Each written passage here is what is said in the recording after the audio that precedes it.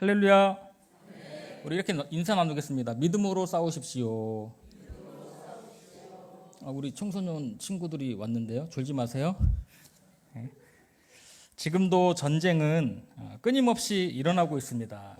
이 전쟁이란 것, 우크라이나 그리고 러시아가 수년째 계속 전쟁을 벌이고 있죠. 그리고 이제 최근에 이란과 미국, 또 이스라엘, 하마스 이런 갈등과 분쟁이 계속 지속되고 있습니다. 인류의 역사 속에서 전쟁은 한 번도 그친 적이 없었습니다. 우리나라도 역사적으로 외세 침략을 많이 받았던 그런 나라입니다. 임진왜란, 병자호란 큰 전쟁을 겪었고 또 이 외세 침략을 받은 횟수가 900여 회 이상 된다고 합니다. 900여 회 이상 우리가 침략을 받았고 또 크고 작은 전쟁까지 합하면은 한 2,000번 정도 그렇게 전쟁을 겪었던 나라가 우리나라입니다. 그리고 이제 우리나라 한국 전쟁 6.25 사진이나 영상으로 보셔서 알겠지만 전쟁의 참상은 이루 말할 수가 없습니다. 수많은 사람들이 희생이 되고 또 모든 산업 기반 시설들이 폐허가 되고 또 사랑하는 가족들이 헤어지게 됩니다. 제가 어릴 때 이제 보면은 TV에서 이상가족 그 방송 찾는 프로그램이 있었습니다. 여러분 기억나시죠? 기억나시는 분은 오래되신 분들입니다. 그러니까 서로 이제 전화 연결을 해가지고 이제 서로 이제 이름이 뭐냐, 몸에 어떤 뭐 상처가 있냐, 흉터가 있냐, 무슨 점이 있냐 이렇게 서로 물어보다가 확신이 들면은 서로 만나게 해서 부둥켜 안고 그랬던 장면들이 저도 어릴 때 기억이 납니다. 이 땅에 다시는 이런 전쟁의 비극이 일어나지 않아야 할 것입니다. 아브람 당시에도 잔인하고 살벌한 그런 전쟁이 있었습니다. 우리가 14장 1절부터 한번 살펴볼 텐데요. 1절, 2절을 보시면은 이름도 어려운 그런 나라들의 전쟁이 나옵니다. 한마디로 그돌라오멜이라는 북부의 연합군이 있었고 또 소돔의 왕들이 연합한 남부 연합군과의 싸움이 나오고 있죠. 그들의 싸움의 원인은 무엇일까요? 4절인데요. 우리 4절 같이 읽겠습니다. 이들이 12년 동안 그돌라오멜을 섬기다가 제 13년에 배반한지라. 그돌라오멜이 이끄는 그룹은 굉장히 강한 군사력이 있었습니다. 그래서 소돔의 왕 그룹들은 항상 이 그돌라오멜 그룹에 이제 조공을 바치고 그들을 섬겨왔는데 12년 동안 그렇게 지속되었다라는 거죠. 그런데 그들이 12년 동안 조공을 바치면서 어떤 이제 속으로 칼을 갈았던지 13년이 되던 해에 반란을 일으켰습니다. 우리나라 역사를 보면은 이 고려 청소년들 잘 알았어요. 한국사 고려 말에 그 원나라 간섭기라고 합니다. 고려 말을 원나라 간섭기. 그래서 원나라가 이제 우리나라의 내정 간섭을 하고 또 여러 자원들을 침탈해가고 특히 어린 소녀들을 그렇게 공료로 이렇게 징발해 갔습니다. 기황후가 이런 케이스인데요. 이때 이제 고려의 지배층이 권문세족이라는 이 지배 계급은 나라의 대농장을 불법으로 소유하면서 백성들의 삶을 그야말로 찬탈했던 그런 정치 집단입니다. 그때 이제 우리의 누굽니까? 개혁 정치의 왕 공민왕이 이제 반원 자주 정책을 펴가지고 철저하게 원나라의 간섭을 뿌리치고 또 우리나라의 고려에 들어온 몽골의 영향을 다 차단하고 우리의 것들을 지키려는 그런 노력들을 시도합니다. 그러니까 원나라 입장에서 보면은 작은 나라 고려의 이런 시도들이 매우 어땠을까요? 불쾌했을 것입니다. 그동안 원나라의 조공을 계속 바쳤던 이 고려가 갑자기 국민왕 때 와서 갑자기 등을 돌리니까 원나라는 매우 불쾌했을 것입니다. 오늘 본문에 배신을 당한 이 그돌라오멜 입장에서도 보면은 매우 불쾌하고 화가 나는 것이죠. 그렇게 12년 동안 봐주고 키워놨더니 감히 나를 배신해 하면서 화가 난 거예요. 그래서 그돌라오멜 동맹군들이 이대로 볼 수 없다 그러면서 이제 서로 전쟁을 하기 시작합니다. 그래서 이들의 전쟁의 결과가 10절에 나오는데 자 10절 읽습니다. 시딤 골짜기에는 역청 구덩이가 많은지라 소돔 왕과 고모라 왕이 달아날 때에 군사가 거기 빠지고 그 나머지는 산으로 도망하매. 소돔 왕과 이 동맹군, 이 군사들이 시딤 골짜기에 다 빠지고 나머지 군사들은 패잔병이 되어서 여기저기 산으로 다 도망가 버렸습니다. 그래서 전쟁의 결과 누가 이겼어요? 그돌라오멜 북부 연합군이 강하다고 했잖아요. 그들이 승리를 하고 소돔왕 동맹군은 패하게 됩니다. 그런데 문제는 여기서 생깁니다. 이 아브라함의 사랑하는 조카 롯이 포로로 그만 끌려가게 되었습니다. 11절 12절을 보세요. 같이 읽겠습니다.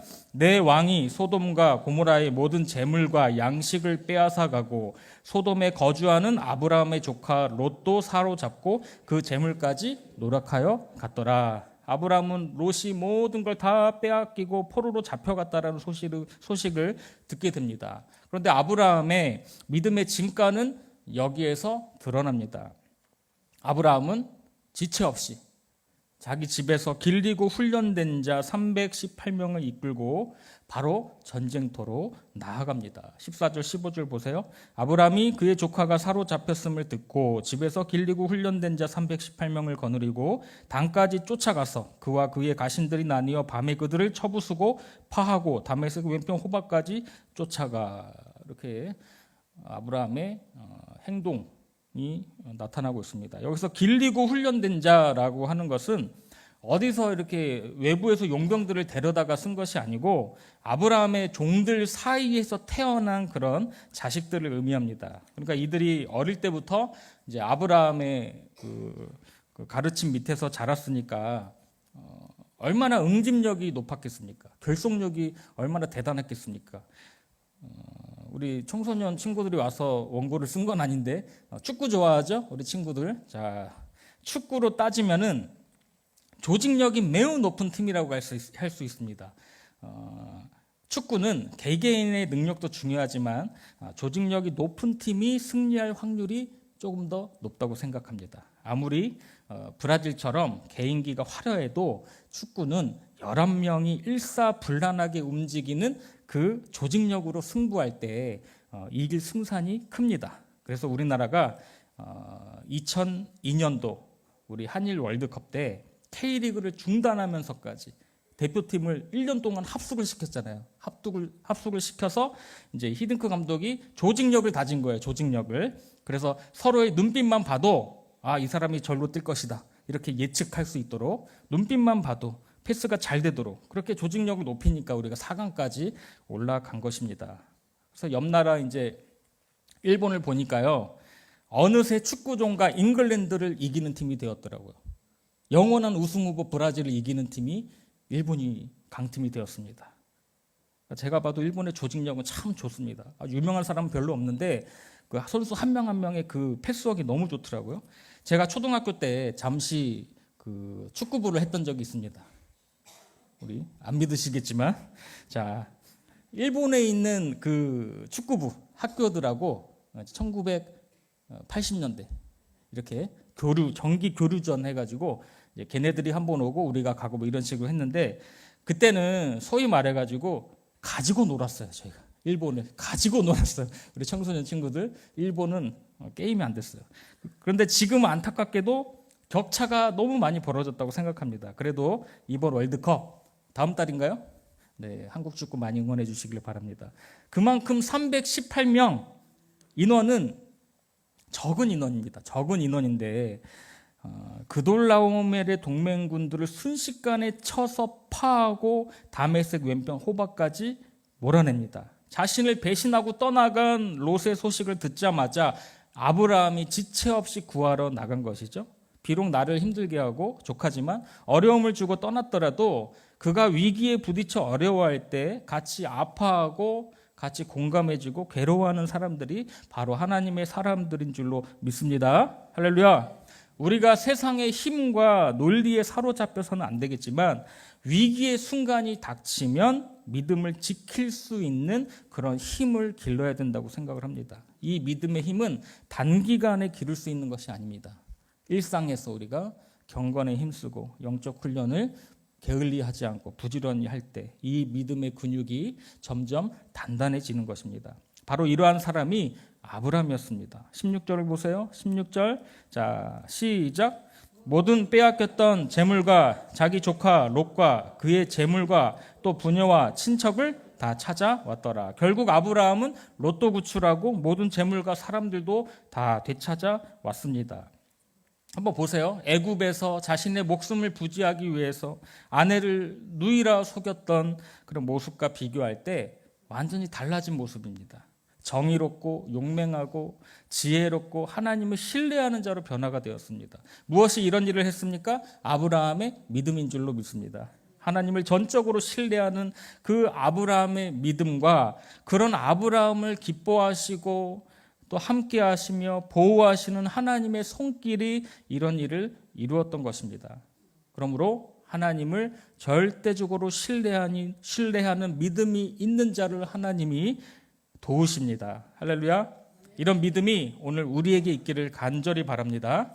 그렇게 그돌라오멜이 이끄는 연합군을 물리치고 돌아오는 아브라함을 두 사람이 영접을 하는데요. 극명히 대비되는 두 사람이 나와 영접하고 있습니다. 그중 한 사람은 소돔왕 베라였다라는 것입니다. 창세기 14장 17절 말씀. 자, 시작. 아브라함이 그돌라오멜과 그와 함께한 왕들을 쳐부수고 돌아올 때에 소돔 왕이 사회 골짜기 곧 왕의 골짜기로 나와 그를 영접하였고, 그런데 또 한 사람, 소돔 왕과 전혀 다르고 생소하고 신비스러운 한 왕이 갑작스럽게 등장합니다. 18절 말씀이요. 시작. 살렘 왕 멜기세덱이 떡과 포도주를 가지고 나왔으니 그는 지극히 높으신 하나님의 제사장이었더라. 아멘. 살렘 왕 멜기세덱이라는 왕이 아브라함을 영접합니다. 이 왕은 전쟁에 참여한 왕도 아니고 아브라함을 개인적으로 아는 사람도 아니었습니다. 구약에서는 이 사람에 대한 이야기가 전혀 없습니다. 그러니까 18절을 자세히 보니까 그는 어느 왕이에요? 살렘 왕이라고 하죠. 살렘이라는 것은 예루살렘의 줄임말입니다. 예루살렘의 줄임말. 그는 예루살렘의 왕이었다. 멜기세덱은. 둘째로 그는 무엇을 가지고 나왔어요? 떡과 포도주를 가지고 영접했습니다. 아브람과 그의 군대는 밤새 격렬한 전투를 치르느라 기력이 쇠잔할 정도로 몹시 지쳐 있었을 것입니다. 멜기세덱은 이런 아브람 일행의 허기를 채우고 기운을 차리게 할 빵과 포도주를 가지고 온 것입니다. 엘리야가 갈멜산에서 이 바알과 아세라 선지자들과 격렬한 영적 전쟁을 벌인 후에 몸과 마음이 지쳐 패배감에 빠지고 맙니다. 이때 하나님은 엘리야를 잘 먹이시고 잘 재우십니다. 그리고 영적인 위로와 도전을 주십니다. 부활하신 우리 예수님도 갈릴리 호숫가로 제자를 찾으러 오셔서는 아무 말씀도 안 하시고 일단 떡과 생선을 구워 먹이셨습니다.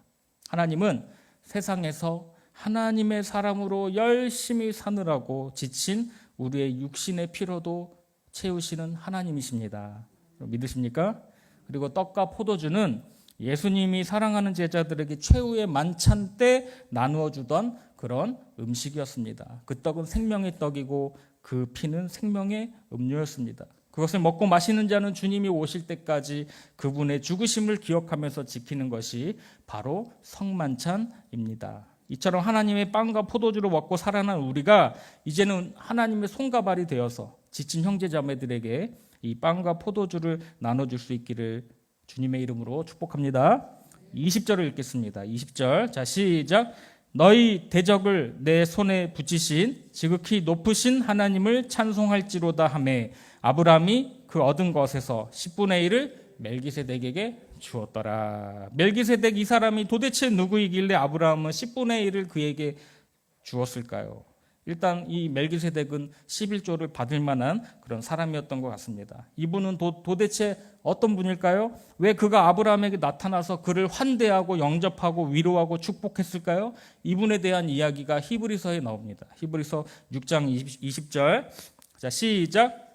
그리로 앞서 가신 예수께서 멜기세덱의 반차를 따라 영원히 대제사장이 되어 우리를 위하여 들어가셨느니라. 놀랍게도 예수님이 멜기세덱의 반차를 좇아 영원한 대제사장이 되었다고 합니다.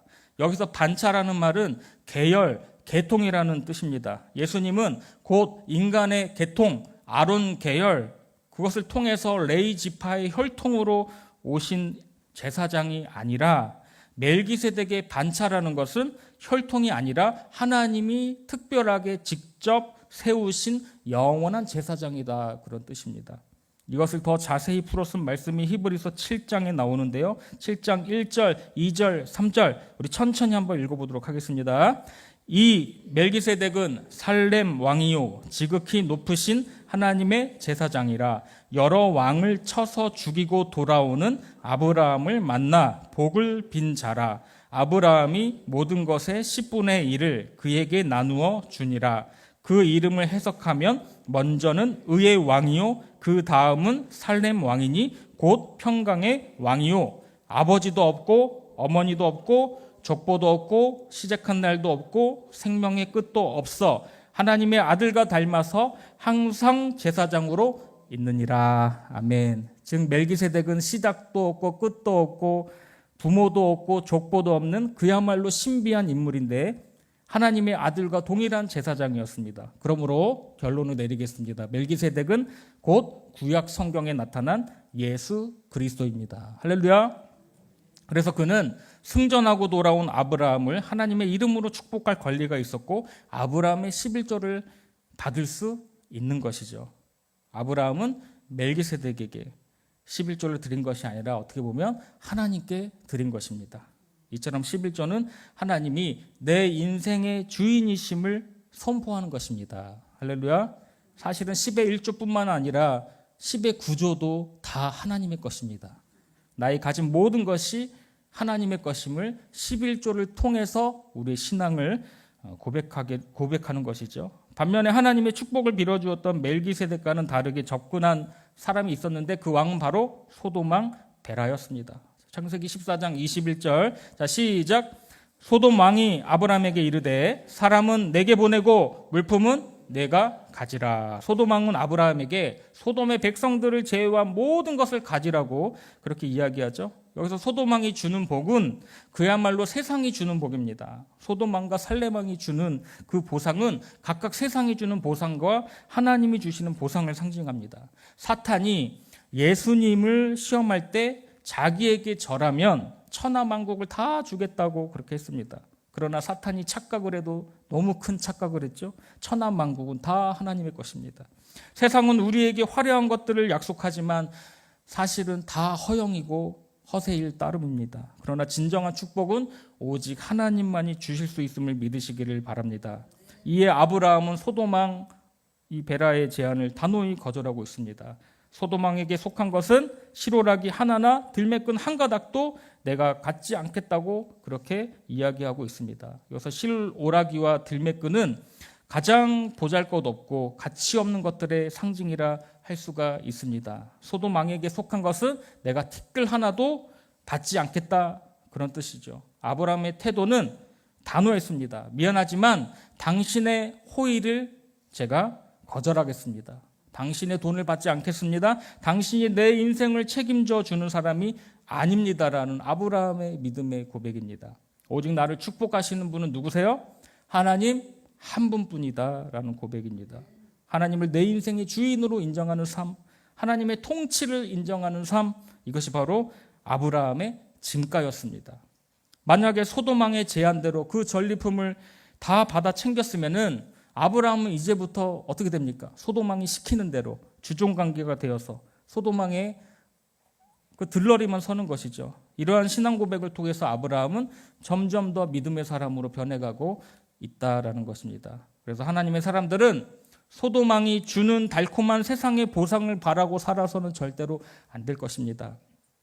그릇된 한탕주의로 인해 가지고 보세요. 우리 사회를 한번 보십시오. 개인이 무너지고 결국은 이 사회가 병들어 가는 것입니다. 저는 대학을 졸업하고 26살에 부모님 곁을 떠나서 지금까지 사회생활 또 신앙생활을 해오고 있습니다. 그동안 많은 사람을 만났고 또 크고 작은 교회와 또 회사와 학교와 여러 조직과 부서에서 일을 했더랬습니다. 그러다 보니까 여러 사람을 만나게 되었고 그들의 삶을 보게 되었습니다. 물론 좋은 점도 보았고 또 배웠고, 그렇지만 제가 한 사람의 신앙인으로서 기독교 세계관으로 바라본 이 대한민국 사회는요, 소위 세상 사람들은 어느 곳에 최우선의 가치를 두고 살아가는가, 속된 말로 어디에 미쳐 있는가. 만몬이라고 들어보셨어요? 만몬? 만몬이라는 것은 성경에서 재물을 뜻합니다. 재물, 그런 것을 뜻하는 단어인데, 단순히 돈 자체를 넘어서 인간을 지배하는 탐욕스러운 영적인 권세, 인간의 끝없는 물질적 욕망을 상징합니다. 그래서 마태복음에 보면은 너희가 하나님과 재물을 겸하여 섬길 수 없다. 여기서 재물이 바로 만몬입니다. 만모나스, 만몬. 대한민국 사회가요, 이 만몬이라는 우상에 지배당하고 있다는 것을 발견하게 되었습니다. 이 만몬의 어원은 아람어 마모나의 뿌리를 두고 있습니다. 그런데 이 단어가 확신하다, 신뢰하다라는 뜻의 히브리어 어근 아만과 맥이 같습니다. 본래 인간이 신이나 절대적인 진리 앞에 고백하던 이 아멘이라는 확신이 눈에 보이는 재물로 옮겨갔을 때 그것은 만몬이 되는 것이죠.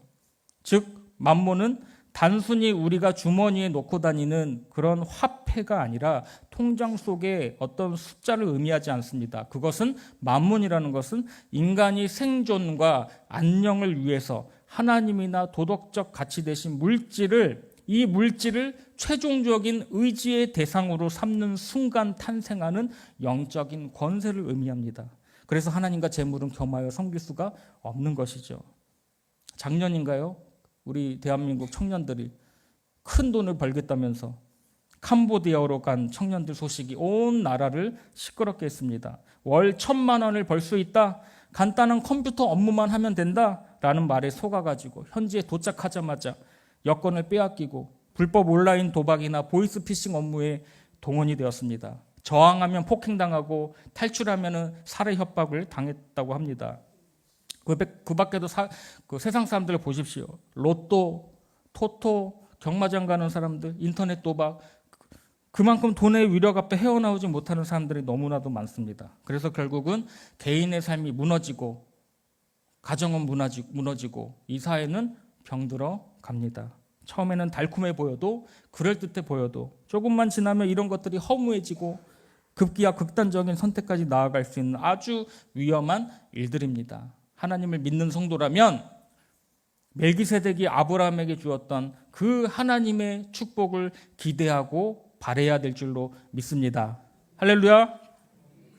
제가 32살 때요, 꽤 오래전인데요, 2008년 6월 30일에 제가 전역 신고를 하고 하나님께 서원한 대로 제가 신학교에 갔어야 됐는데 처자식이 생겼어요. 군대 생활하는 동안에. 그래서 처자식 먹여 살리는 게 우선인 것 같아가지고 이제 하루도 못 쉬고 7월 1일자로 이름만 들으면 다 아는 정수기 회사 부산 사무소에 제가 소장 밑에 주임으로 경력직으로 직장에 들어가서 근무를 처음 시작했습니다. 근데 이제 첫 출근할 때 이 마음이 딱 오는 거예요. 딱 출근하려고 집문을 나서는데 이 길은 내 길이 아니다 라는 마음이 딱 오는 거예요. 저도 모르게 이 성령님의 나중에 음성이었습니다. 포항에서 부산까지 집도 얻고 이사까지 다 했는데 어떻게 합니까? 내 길이 아닌데, 연봉도 세고 경력직으로 주임까지 달아줬는데 한 달 만에 사표를 냈습니다. 사표를 내고 서울로 올라와 본가에 들어갔는데 부모님이 집문을 안 열어주는 거예요. 우리 갓난애기 직장 때려치고 왔다고. 제 아내가 지금도 얘기합니다. 그때 시어머니의 눈빛을 봤냐고. 집문을 안 열어줘요. 직장 때려치고 올라왔다고. 그러면서 본가에 살면서 신대원 들어갈 때까지 또 기간이 남았잖아요. 신대원 원래 학교는 3월 달에 들어가야 되는데 그때가 8월, 9월이니까 어떻게 먹고 또 살아야 되니까 그때 들어간 직장이 또 서울에 있는 대학교 또 산학협력단 연구원으로 80대 1의 경쟁률을 뚫고 들어갔는데 놀라시지도 않으시네요. 80대 1의 경쟁률을 뚫고 들어갔는데 능력을 인정받고 나를 키워주겠다고 하는 높은 분께 몇 개월 근무하다가 저 신학교 가야 돼서 그만둬야 될 것 같습니다 라고 얘기를 덜컹 했을 때 그분이 저에게 한 말이 아직도 잊혀지지가 않습니다. 김대휘, 그분은 이제 대령 출신이기 때문에 김대위, 나는 안수 집사인데 그래도 먹고 살 거는 준비하고 신학교를 가든가 해야지. 다시 생각해봐. 자네가 경영대학원 간다고 그러면은 내가 전폭적으로 지원해 줄게. 무슨 신학교야. 처자식 어떻게 먹여 살릴 거야. 그 말이 아직도 잊혀지지가 않습니다. 그렇게 저는 사표를 또 던지고 이듬해 3월 신대원에 입학을 해가지고 하나님께 모든 저의 인생을 던졌습니다. 하나님, 제 형편 다 아시죠? 주님이 책임져 주세요. 세상 사람들은 굶어 죽는다고 신학교 가지 말라고 그러는데 저는 주님께 주의 종이 되겠다고 서원한 약속도 있고 이건 지켜야 되겠고 저는 주님만 믿고 갑니다. 제 앞길, 저의 가정 다 책임져 주세요. 그때부터 지금까지 하나님은 우리 가정에 복을 주시고 은혜를 주셔서 제가 지금까지 굶어 죽지 않고 망하지 않고 그분을 다시 만나고 싶어요. 오손도손 주님만 바라보며 살고 있습니다.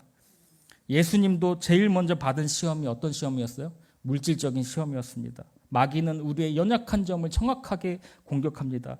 너가 굳이 십자가를 질 필요가 뭐가 있느냐? 돌로 떡을 만들면 사람들이 너를 메시아라고 말하지 않겠느냐? 왜 쉬운 방법이 있는데 굳이 어려운 방법을 택하느냐라고 마귀는 지금도 우리를 설득합니다. 그때 예수님은 사람은 떡으로만 살 것이 아니요 하나님의 입으로부터 나오는 모든 말씀으로 살 것이다. 그렇게 물리치십니다. 사랑하는 성도 여러분, 세상은 여전히 우리에게 쉬운 방법으로 빨리 또 많이 모을 수 있는 방법을 외치면서 속삭입니다. 그러나 그 길의 끝에는 공허와 무너짐만이 기다리고 있습니다. 예수님은 광야에서 시험을 받으실 때 눈에 보이는 떡이 아니라 보이지 않는 하나님의 말씀을 붙드셨습니다. 할렐루야. 그 말씀이 예수님의 삶을 지탱했고 그 말씀이 결국 승리를 가져왔습니다. 우리의 믿음도 마찬가지입니다. 우리가 유혹을 타협하는 그 순간 우리의 믿음은 흐려집니다. 그러나 유혹을 말씀으로 끊어낼 때 믿음은 비로소 시작되고 자라납니다. 그러므로 우리는 세상의 방법이 아니라 하나님의 방법으로 살아가야 할 줄로 믿습니다. 믿음의 선한 싸움을 싸우십시오. 내 눈앞에 있는 이익을 쫓아갈 것이 아니라 영원한 생명, 영원한 가치를 선택하시고 순간의 유혹이 아니라 말씀의 진리를 붙드시기를 바랍니다. 오늘도 우리의 가정이, 우리의 삶이 무너지지 않도록 말씀 위에 굳게 서십시오. 유혹을 이기는 자에게 하나님은 반드시 더 크고 영원한 은혜로 갚아주실 것입니다. 우리 이렇게 고백하고 말씀을 마무리하도록 하겠습니다. 우리 같이 한번 읽어볼까요? 시작. 주님, 나는 떡이 아니라 하나님의 말씀으로 살겠습니다. 시시각각 다가오는 세상의 시험 앞에서 믿음으로 하나님의 방법으로 선한 싸움을 싸우겠습니다. 이 고백 이외에 하나님께서 여러분의 삶과 가정을 다시 세우실 줄로 믿습니다. 우리 찬양하겠습니다.